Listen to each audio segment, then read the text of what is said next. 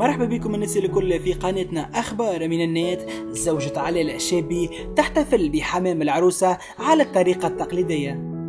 انطلقت رملة الذويبي خطيبة الإعلامي علي العشابي ليلة أمس الاثنين 15 أبريل 2019 في الاستعداد لإتمام زواجها منه، وقد نشرت رملة ليلة أمس صور لأجواء الحمام وهي ترتدي قفطان تقليدي بلمسات عصرية، وذلك بحضور صديقاتها وقريباتها التي اخترن كذلك الظهور باللباس التقليدي التونسي. هذا وقد تم تداول صور حمام رملة على مواقع التواصل الاجتماعي، حيث لقت استحسان كبير لاختيارها القيام بكل الخطوات التقليدية التي يعرف بها الزواج التونسي من الشمال إلى الجنوب، حمام الحنة واللوتية.